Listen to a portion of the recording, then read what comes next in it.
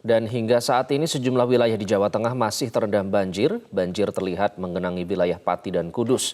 Sementara itu banjir di Demak sudah mulai surut. Kita langsung bergabung bersama Naufal Nurosa melaporkan langsung dari Semarang, Jawa Tengah. Naufal, seperti apa kondisi banjir yang terjadi di Pati serta Kudus? Lalu bagaimana kondisi warga yang terdampak di sana?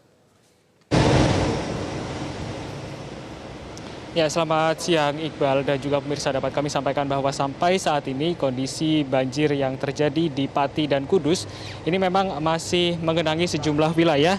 Dan kami mencatat untuk di Pati sendiri saat ini ada 43 desa di 7 kecamatan yang masih terendam banjir.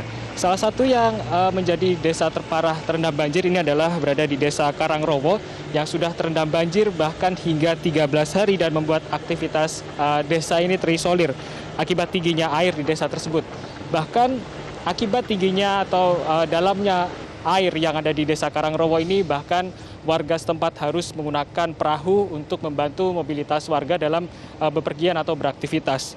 Dan tidak hanya mengenangi pemukiman warga, banjir juga mengenangi persawahan atau areal persawahan milik warga dan membuat panen padi ini rusak, bahkan juga menyebabkan puso, sehingga untuk Pemkab ini juga sudah menyediakan atau memberikan solusi agar bisa mendorong pencairan dana asuransi, terutama bagi petani yang sudah mendaftar dan juga sudah terdaftar sebagai anggota. Kemudian untuk di Kudus, Iqbal, banjir juga masih terjadi di Kudus, salah satunya berada di Desa Jatiwetan yang membuat aktivitas ekonomi warga lumpuh karena banjir sendiri sudah terjadi selama 2 bulan ini. Banjir di Kudus ini tidak hanya disebabkan oleh curah hujan yang tinggi, namun juga akibat tingginya debit Sungai Wulan yang menyebabkan pintu air menuju Sungai Wulan ini belum bisa dibuka, sehingga limpasan air ini langsung mengendangi warga atau mengendangi pemukiman warga yang berada di Kudus. Iqbal. Kemudian di Demak banjir infonya sudah surut. Apakah aktivitas warga akhirnya sudah berjalan normal? Iya, untuk di Demak sendiri memang banjir sudah surut, salah satunya di Desa Sayung yang sempat terendam banjir cukup parah. Namun setelah pemerintah kabupaten setempat menurunkan 11 pompa air, kemudian secara cepat banjir juga sudah mulai surut dan kini aktivitas warga sudah mulai berangsur-angsur pulih.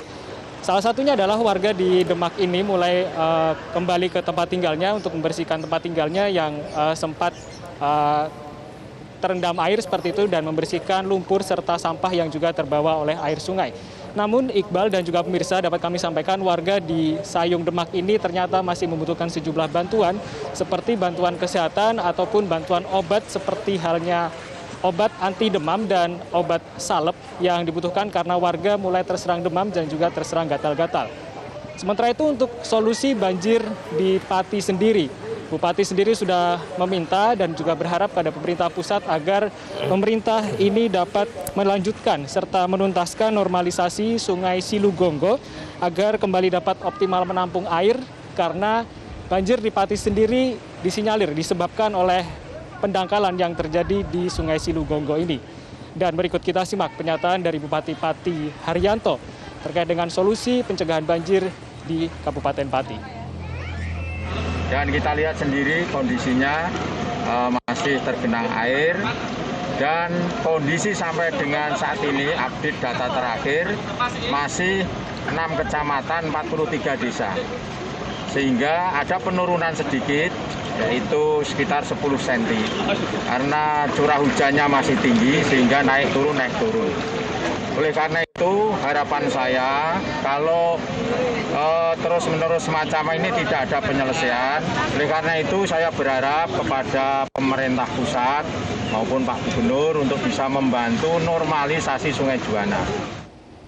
Ya Iqbal, selain di Pati, untuk banjir di Kudus ini juga sudah ada solusi yang diberikan oleh Wakil Gubernur Jawa Tengah Taj Yassin, di mana Taj Yassin sempat memberi solusi seperti itu atau menginstruksikan untuk di pemerintah Kabupaten Kudus ini menyediakan pompa portabel, bisa dengan cara meminjam di BBWS atau juga dengan melakukan normalisasi di Sungai Wulan yang memang debit airnya sangat tinggi dan juga sudah tidak kuat lagi untuk menampung curah hujan sebesar curah hujan yang ada di tahun 2021 ini.